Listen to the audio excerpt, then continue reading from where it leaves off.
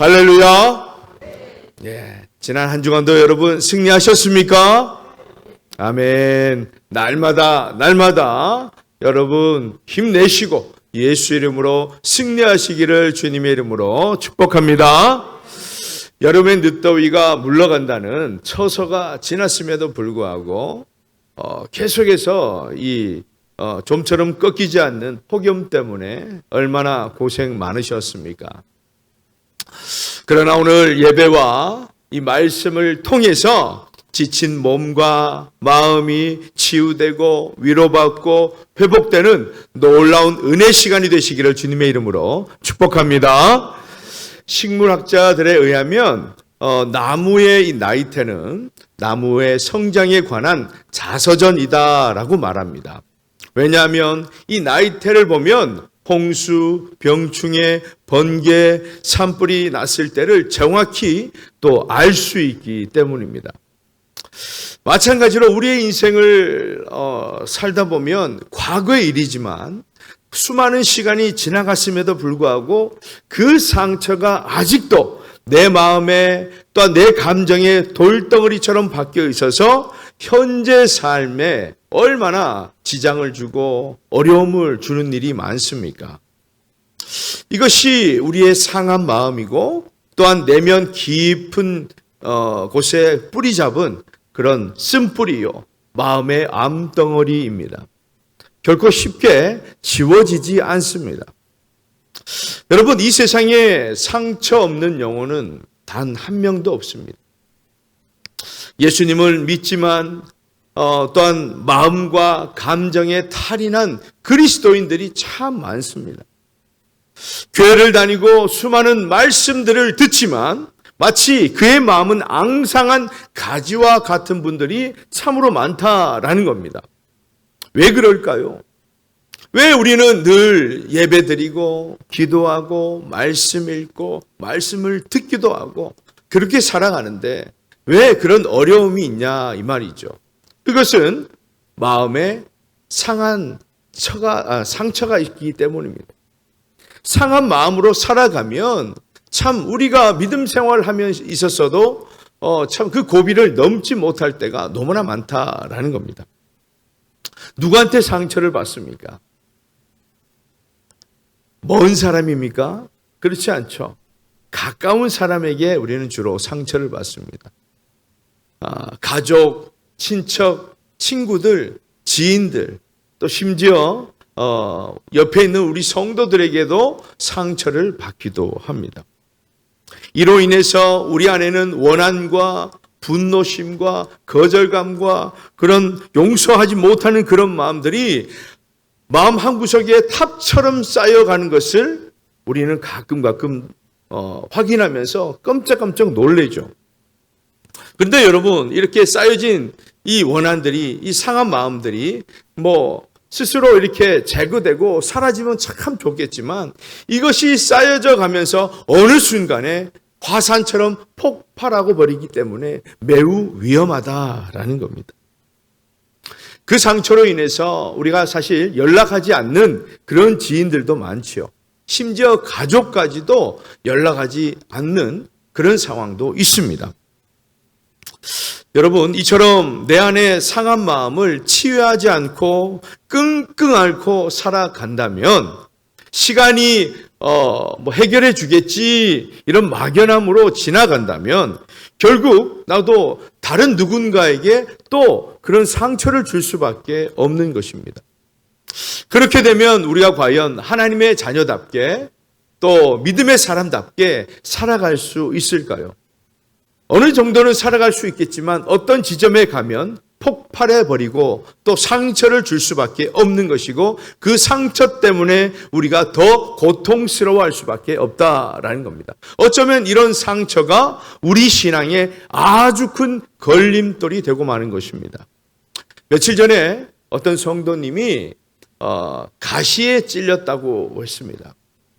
그런데 가시에 찔렸을 때에 또 올바른 방법으로 즉시 치료를 하셨으면 참 좋을 뻔했는데 그래야지 못했던 모양입니다. 그러다가 그것이 덧나고 골마서 결국 수술을 하게 되었습니다. 여러분, 이처럼 상처라는 것이 그때그때 치료하지 않으면 어떻게 됩니까? 그것이 더 악하게 덧나게 되는 것이고, 그것이 더 큰 병으로 또한 더 큰 위기를 맞을 수 있는 그런 어려운 경우가 있다라는 것입니다. 그러므로 우리 안에 이 고질병처럼 자리 잡고 있는 이런 상한 마음들이 반드시 치유되어야 건강한 믿음의 삶을 살아갈 수 있고, 또 나를 통해서 내 주위에 있는 많은 사람들이 그렇게 건강하게 행복하게 살아갈 수 있습니다. 왜 그럴까요? 잠언 15장 13절에 보면 마음의 근심은 심령을 상하게 하기 때문입니다.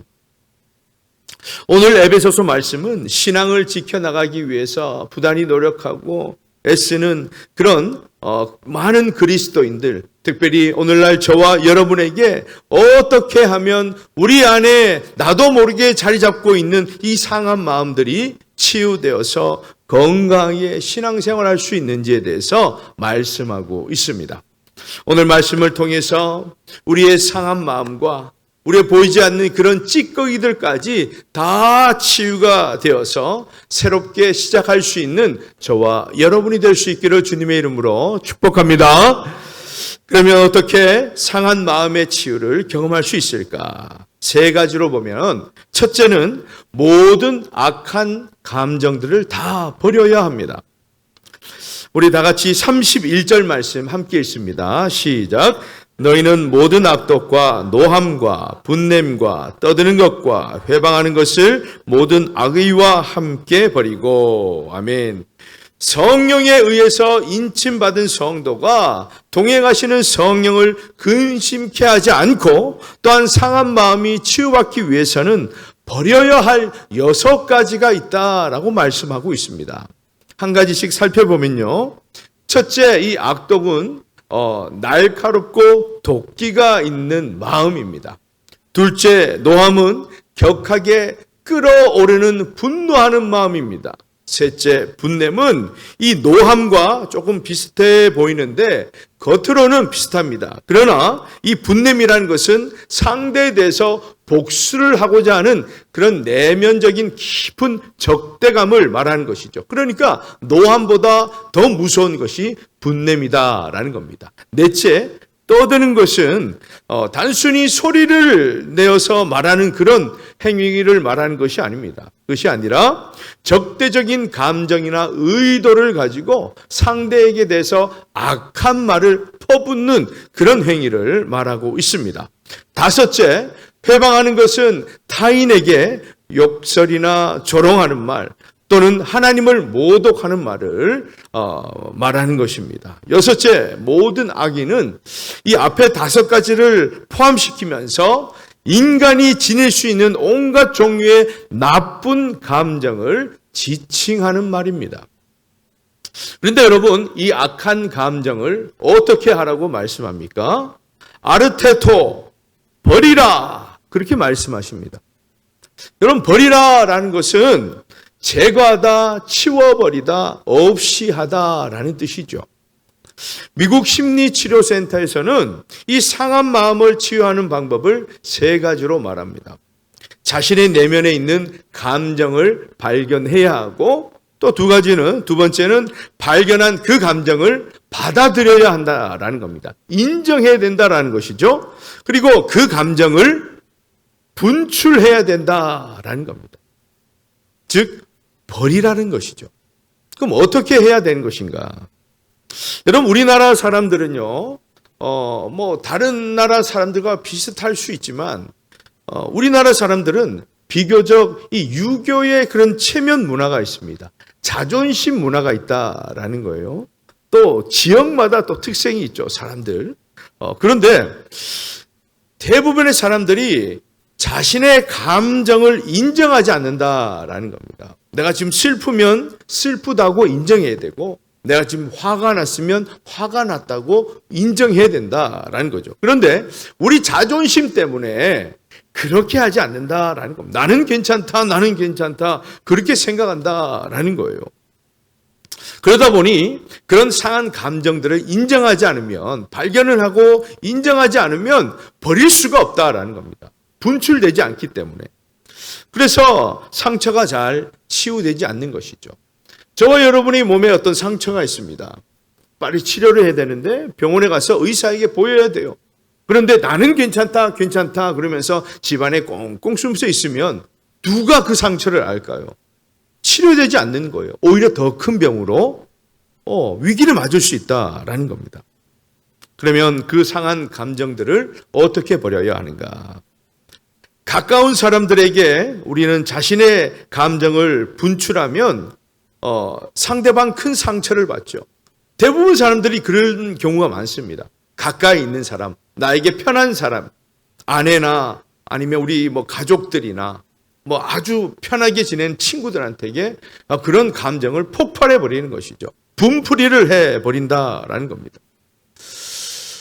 그런데 여러분, 그렇게 큰 소리를 친다고 하면 나에게 상처 주는 사람도 마찬가지죠. 나에게 상처를 줘도 그 사람에게 큰 소리로 분풀이를 해버리면 여러분 모든 것이 끝이 납니까?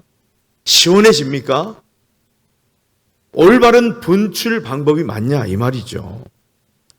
그렇게 되면 여러분 더 심각한 일이 발생할 수 있습니다. 일단 우리 몸에는 혈압이 올라가게 되고 또 심지어 정말 돌이킬 수 없는 그런 무서운 일을 저지르게 될 수도 있다라는 겁니다. 그러면 방법이 없습니까? 방법은 있습니다.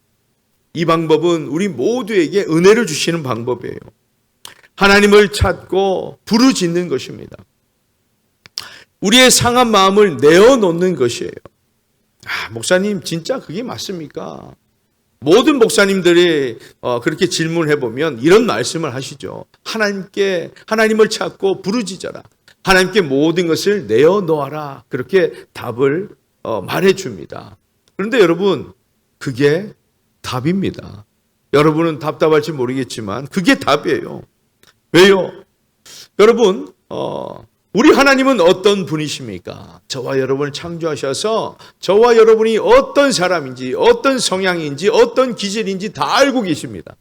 그런데 그 모든 것을 받아주시는 분이셔요.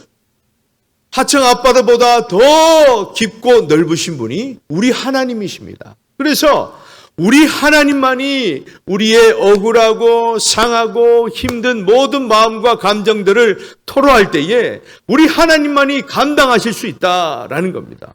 여러분, 이것은 진리입니다. 그 누군가에게 계속해서 나의 어려움을 얘기해 보세요. 그 사람 어느 정도는 그래, 네 마음 힘들겠다 이렇게 공감해 주다가도 어느 순간 되면 야 그만해라 이제 나 이제 도저히 감당이 안 된다 그렇게 말할 겁니다. 그런데 우리 하나님은 그렇지 않다라는 거죠. 우리 교회는 수요 기도회 때 통성 기도로 진행됩니다. 그렇게 간절히 주님을 찾고 부르짖을 때에 하나님은 우리의 깊은 상처를 발견하게 하시고 성령을 근심케 하는 그 악한 마음들을 소멸케 하시는 그런 역사가 일어나게 된다라는 겁니다. 어떻게 할 때요? 하나님을 찾고 부르짖을 때에 우리의 상한 모든 감정들을 하나님께 다 내려놓을 때에 그런 역사가 일어나게 된다라는 겁니다. 그러므로 내 능력이 아닌 오직 예수 그리스도의 이름으로 내 안에 있는 모든 악독과 노함과 분냄과 떠드는 것과 회방하는 것과 모든 악의를 버릴 수 있기를 축복합니다. 그리할 때 어떻게 된다고요? 우리의 상한 마음들이 놀랍도록 온전히 다시는 기억되지 않을 정도로 깨끗하게 치유된다라는 겁니다. 그것을 꼭 믿으시고 모든 악한 감정들을 버릴 수 있기를 주님의 이름으로 축복합니다. 둘째, 서로 불쌍히 여겨야 합니다. 우리 32절 상반절 말씀을 함께 읽습니다. 시작. 서로 친절하게 하며 불쌍히 여기며. 아멘. 여러분 누구를 불쌍히 여겨야 됩니까? 바로 이 성경에서는 나에게 상처를 준 인간적으로는 용서할 수 없는 그런 사람들을 오히려 친절하게 대하고 불쌍히 여기라 그렇게 말합니다. 근데 왜냐하면 나에게 상처 준 그 사람도 사실은 나와 같은 또 다른 피해자일 수 있기 때문입니다. 또 다른 희생자일 수 있다라는 거예요. 그렇기 때문에 어떻게 보면 같은 처지일 수 있습니다. 나에게 상처를 줄 사람은 지난날 그 누군가로부터 상처를 받고 그 상처가 치유되지 않았기 때문에 또한 그 상한 감정이 자신에게 분출되었던 것이죠. 그래서 그 상대방이 상처를 받았던 것이고 우리도 상처를 받았다라는 겁니다. 그래서 이런 말이 있죠. 독한 시어머니 밑에는 누가 있다고요? 독한 며느리가 난다. 독한 시어머니 밑에서 그렇게 구박받고 그렇게 막 철저하게 당할 때에 나는 저렇게 하면 안 된다라는 그런 마음이 자리 잡고 있는데 막상 나도 며느리를 보면 그렇게 되지 않는다라는 것이죠. 그러므로 나에게 상처를 준 그런 사람이 있을지라도 어떻게 하라고요? 불쌍히 여겨야 된다라는 겁니다. 물론 말은 쉽지요. 말은 쉬운데 쉽지 않습니다. 내 성품으로 가능하겠습니까?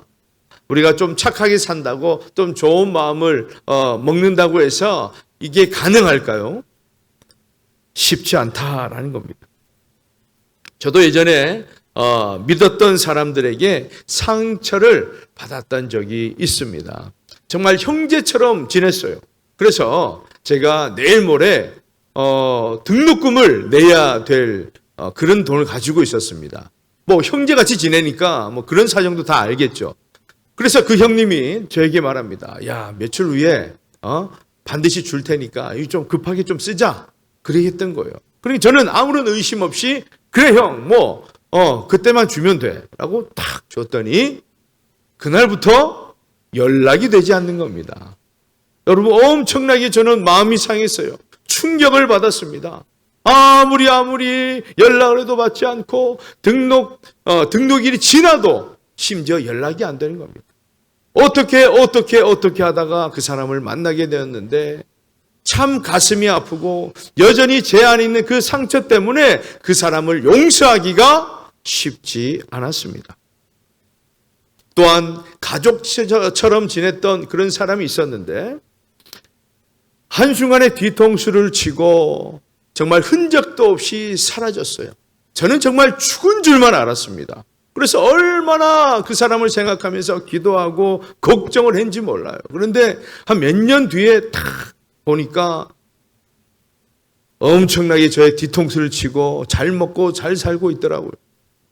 그 내용은 여러분에게 차마 말씀드릴 수 없지만 속이 터져서 제가 웬만하면 아파도 밥도 잘 먹는 사람인데 얼마나 속상했으면 일주일 동안 제가 밥을 먹지 못했습니다.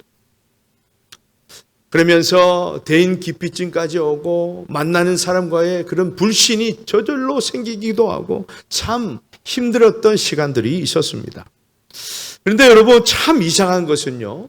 그렇게 상처를 준 사람들, 그 사람들을 직접적으로 보면 정말 내가 어떻게 지구의 어디에 있을지라도 따라가서 응징하고 싶은 마음들이 많지만 그런데 그들을 위해서 기도만 하면 하나님께서 어떤 마음을 주실까요?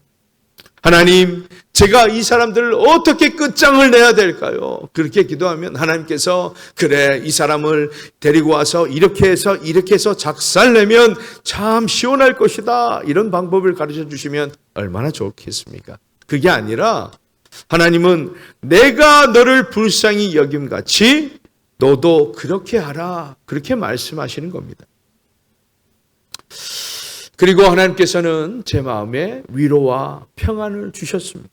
그래서 지금은 그 사람들을 다 용서했습니다. 용서하고 또 그 사람들을 오히려 불쌍히 여길 수 있는 그런 은혜가 주어졌습니다. 여러분 제 능력으로 제 성품으로는 이 불쌍의 불자도 나오지 않습니다. 긍휼의 긍자도 나오지 않습니다. 그러나 예수님의 이름으로 그들을 불쌍히 여길 수 있는 것입니다. 사랑하는 여러분, 서로 불쌍히 여기라. 이 말씀은 우리의 상한 마음을 치료하는 치료제임을 여러분 믿을 수 있기를 바랍니다. 여러분 우리가 서로 이렇게 쳐다보면 곰곰이 여러분의 삶을 서로 이렇게 나누어 보면 사실 우리 모두가 불쌍한 존재입니다. 내 옆에 있는 남편은 남편대로, 아내는 아내대로, 우리 자녀면 자녀대로, 이웃은 이웃대로, 부모는 부모대로, 형제자매는 형제자매대로 다 불쌍한 사람들이에요. 다 스트레스를 받고 다 상한 마음을 가지고 그렇게 살아간다라는 겁니다. 서로 불쌍하니까 어떻게 해야 돼요? 그래도 미워해야 됩니까? 아니요. 그런 불쌍한 사람들을 보면 불쌍해 여겨야 됩니다. 긍휼히 여겨야 됩니다. 교회에서는 어떻습니까? 어떤 원로 목사님이 교회에서 은퇴하시고 시골에 가서 농사를 지으셨답니다. 그런데 다 호박 이만한데 다 썩어 가더라요. 그 썩은 호박을 이렇게 쳐다보시면서 이럽니다. 호박아, 너는 목회도 안 했는데 왜 이렇게 속이 썩었노? 그렇게 얘기를 하셨다 이 말입니다. 무슨 말입니까? 목사, 장로, 권사, 집사 모든 성도님들도 마찬가지로 연약한 존재다라는 겁니다. 당연히 주님의 사랑으로 서로 불쌍히 여기고 기도로 중보해야 하는 너무나 연약한 존재들이다라는 겁니다. 그래서 알고 보면 저와 여러분 우리 모두는 불쌍히 여김을 받을 자격이 있는 사람들입니다. 그러므로 예수 이름으로 서로 불쌍히 여길 수 있기를 주님의 이름으로 축복합니다. 그리할 때에 성령이 역사하십니다. 성령이 역사하셔서 우리의 상한 마음을 눈 녹듯 녹이시고 치유하실 것을 믿으시고 서로 온전히 불쌍히 또한 긍휼히 여길 수 있기를 주님의 이름으로 축복합니다. 마지막으로 서로 용서해야 합니다. 우리 32절 하반절 함께 읽습니다. 하반절 시작. 서로 용서하기를 하나님이 그리스도 안에서 너희를 용서하심과 같이 하라. 아멘. 용서하기를 이 원어의 뜻은요, 은혜를 베풀다라는 뜻입니다. 여기에서 은혜를 베푼다라는 것은 구체적으로 용서한다라는 의미죠. 이처럼 우리가 다른 사람에게 용서의 그 은혜를 베풀어야 하는 그 이유가 무엇입니까? 우리만 손해보아야 됩니까? 그것이 아니라 하나님께서 바로 우리에게도 그리스도 안에서 용서의 은혜를 베풀어 주셨기 때문입니다. 한마디로 저와 여러분은 하나님께 용서받은 사람들이에요. 용서받은 사람들이기 때문에 또 누군가에게 용서를 베풀어야 된다라는 겁니다. 그런데 그 용서의 은혜가 그리스도 안에서 이루어졌다라고 말씀하죠. 이것은 죄가 없으신 이 그리스도의 대속적 그런 희생이 있었기 때문에 하나님이 우리를 용서하실 수 있었다라는 겁니다. 그러니까 예수 그리스도 때문에 우리를 용서하셨다. 그러면 우리가 누구에게 빚을 진 겁니까? 우리 예수 그리스도에게 빚을 진 것이죠. 그 빚이 뭐예요? 사랑의 빚입니다.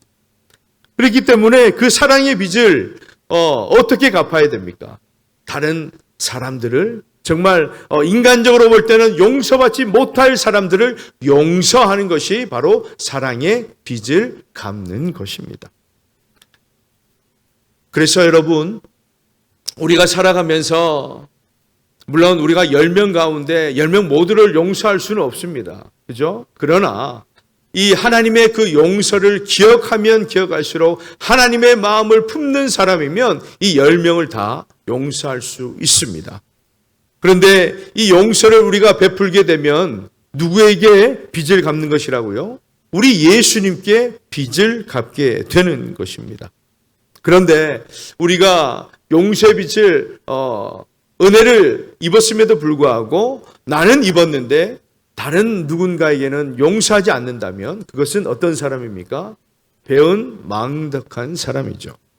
여러분 마태복음 18장에는 1만 달란트 빚진 자의 비유를 통해서 진정한 용서가 무엇인지 말씀하고 있습니다. 이 말씀을 하시기 전에 베드로가 이 형제가 죄를 범했을 때에 예수님께 묻습니다. 예수님, 몇 번이나 용서해 줘야 됩니까? 그러니까 예수님이 뭐라고 하십니까? 여러분은 어떻습니까? 몇 번이나 용서해 주십니까? 몇 번? 한 번? 몇 번? 용서할 마음이 없으시네. 그죠? 예. 저는 한 2번 정도, 2번 정도, 저도 인색하죠? 한 2번 정도. 근데 여러분, 우리 예수님은 7번뿐만 아니라 7번은 70번까지 용서하라. 그렇게 말씀하셨죠. 그래서 이 예수님의 용서법을 또 흔히 이렇게 계산해 보면 이렇죠. 방금 말씀한 대로 7 곱하기 70에서 490이 나옵니다. 그러면 너 오늘 예수님 말씀대로 내가 490번을 용서하겠다. 그래서 달력에다가 1번, 2번, 3번 해서 490번까지 용서하라는 말씀이 아니죠. 끝까지 용서하라 라는 말씀입니다. 그러면서 1만 달란트 빚진 자를 말씀하셨습니다. 어떤 내용입니까? 이 1만 달란트를요, 여러분 지금의 가치로 따져볼까요? 그러면 예를 들어서 하루 일당이 10만 원으로 계산했을 때에 1만 달란트는 약 6조 원이 됩니다. 엄청나죠? 계산이 안 됩니다. 6조 원. 6조가 사람 이름도 아니고 계산하기가 힘들죠. 그런데 그 주인이 그 어마어마한 돈을 빚진 그 종을 탕감해 주었다. 제로로 만들었다라는 겁니다. 용서해 주었다라는 거예요. 그런데 이렇게 어마어마한 빚을 탕감받았다면 어떻습니까? 그 마음에 넉넉함이 있어야 되죠. 그래서 그 1만 달란트 탕감받은 자에게 어떤 사람이 있었느냐? 100데나리온 빚진 자가 있었습니다. 우리나라 돈으로 치면 약 1,000만 원 정도 되는데 그 빌린 사람에게 자기는 6조 원을 탕감받았잖아요. 그럼 1,000만 원 정도는 그죠? 그래 내가 용서하겠다. 저 주인에게 나도 탕감받았으니까 나도 탕감해 주겠다. 이런 마음이 있어야 되는데 그렇게 하지 않고 돈을 갚지 않는다고 해서 감옥에 넣어버렸습니다. 이런 사람을 어떻게 말씀합니까? 배은망덕한 사람이다. 그렇게 말씀하게 되는 것이죠. 그래서 예수님은 마태복음 18장 35절에서 이렇게 말씀하십니다. 너희가 각각 마음으로부터 형제를 용서하지 아니하면 나의 하늘 아버지께서도 너희에게 이와 같이 하시리라. 아멘. 대부분 사람들은 다른 사람들이 나에게는 관대해 주기를 원합니다. 그런데 자신은 다른 사람들에 대해서 그렇지 못한 경우가 참 많습니다. 그러나 우리가 하나님께 은혜를 입은 사람이라면 다른 사람들에게 관대한 마음으로 또 다가가고 용서할 수 있는 그런 넉넉한 마음이 당연히 있어야 된다라는 것입니다. 오늘 이 말씀을 들은 저와 여러분에게 관대한 마음, 용서하는 마음이 생기기를 주님의 이름으로 축복합니다. 여러분, 고이든 실수든 우리에게 상처를 입힌 원수 같은 사람들이 분명히 있습니다. 그 상처받은 것을 생각하면 밤에 잠도 오지 않습니다. 가슴이 답답해서 화병이 생깁니다. 또한 서러워서 눈물도 마르지 않습니다. 또 더군다나 그런 사람들이 엄청 또 잘 먹고 잘 사는 그런 모습을 보면 너무나 억울하죠.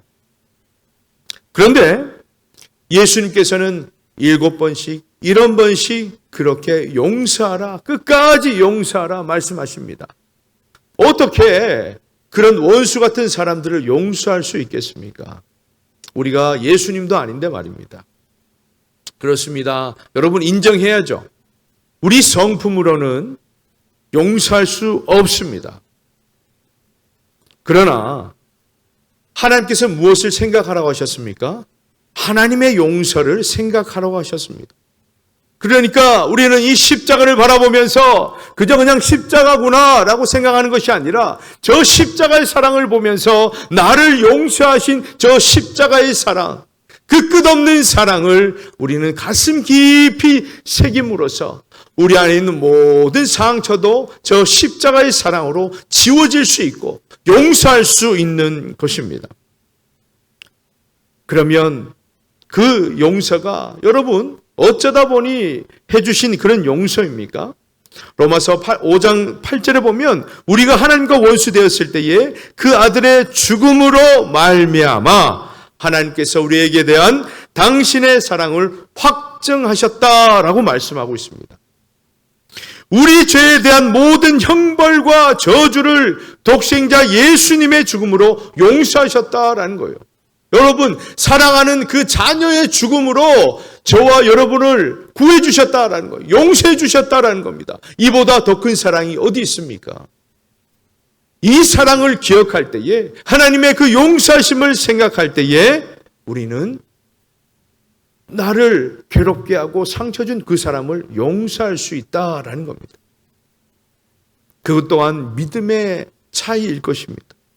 사랑하는 여러분, 어느 누가 저와 여러분에게 상처를 주었습니까? 남편입니까? 아내입니까? 자녀입니까? 부모입니까? 이웃 형제들입니까? 아니면 내 옆에 있는 성도들입니까? 그러나 예수님의 십자가의 사랑을 꼭 마음에 새길 수 있기를 바랍니다. 그러나 나에게 상처를 입힌 원수 같은 사람에게 대한 그런 악한 감정들을 모두 버릴 수 있기를 바랍니다. 그러나 나에게 상처를 입힌 원수 같은 사람에게 예수 이름으로 불쌍히 여기시고 예수 이름으로 용서할 수 있기를 축복합니다. 여러분, 그리할 때에 인간적으로는 손해보는 마음이 있을 수 있습니다. 그러나 하나님의 말씀대로 우리가 그렇게 순종했을 때에 어떤 역사가 일어나요? 성령께서 우리의 상한 모든 마음들, 가슴 깊숙이 자리 잡은 그 모든 상한 상처들, 쓴뿌리들을 다 제거하시고 그 속에 성령의 충만함과 평안과 사랑과 기쁨과 감사가 가득 채워지는 놀라운 역사가 일어나게 된다라는 것입니다. 여러분 믿으십니까? 이 믿음으로 여러분 이번 한 주간도, 아니 우리가 평생 믿음으로 살아가면서 수많은 아픔과 그 고통 속에 있을 수 있지만 그럼에도 하나님의 그 사랑, 하나님의 그 용서하심, 그 십자가를 생각하시면서 여러분 승리할 수 있기를 주님의 이름으로 간절히 축원합니다.